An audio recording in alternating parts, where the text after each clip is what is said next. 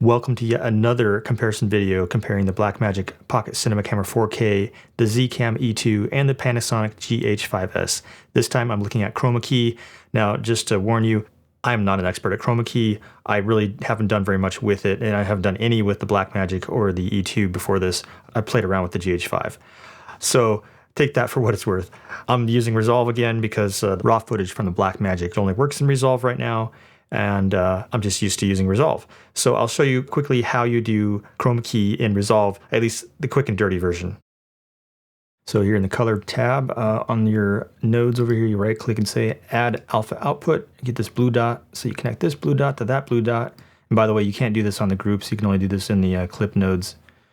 And then you come over to your qualifier here and you click on the background, and voila, you get this going on, except of course it's not right. So you click on this little dude here, it flips it around, and now you start to see the background disappears. Now you can play with these sliders here and really kind of tweak this in. As you can see, I purposely wore a shirt that had blue to show what happens when you have the similar color in your clothing as you do in the background, so it starts to create problems.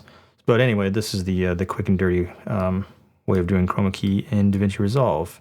Definitely play with these white sliders here. See, that's cleaning that up, and the black slider as well. Boom. It's already looking better. Still has some halo here, but you can clean that up if you work on it.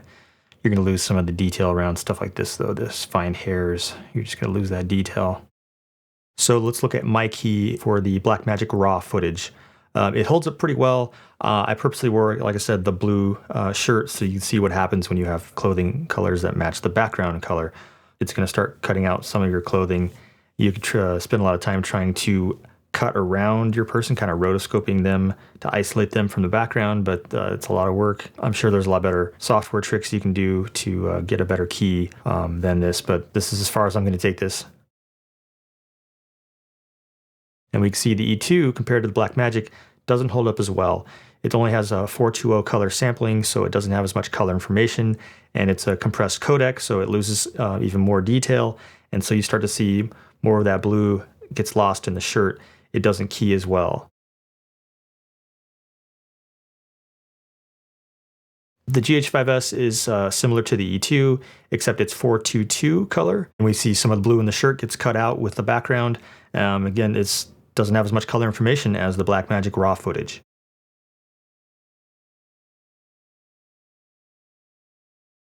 Now we switched over to ProRes footage from the Blackmagic, and it's not quite as good as the Raw. You start to lose some of the color in the shirt. It looks pretty good, but I gotta say, the GH5s is doing a little better.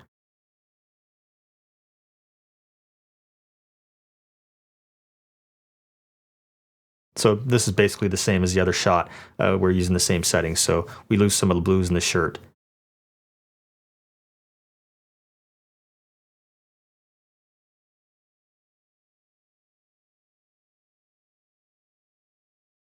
And the GH5s, I think it actually looks better than the ProRes. We're still losing some blue in the shirt, but overall, not as much as the ProRes footage, which is a little surprising.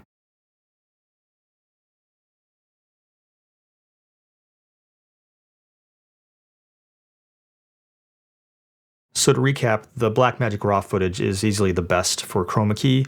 It just has a lot of information for color, so you can really finely tune it and pull out that blue background better than you can with a compressed codec with a lower color sample.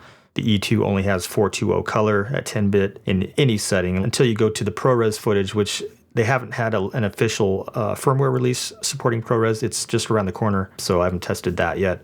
The GH5s is a 10-bit codec with 422 color, so it's slightly better color sampling, but it still suffers with not having as much detail in the color information, so you lose some of that color in the shirt. It's just a little harder to Chroma Key. Not as good as the Raw and the Blackmagic, and the ProRes in the Blackmagic is not as good as the Raw still, of course, but it is pretty good.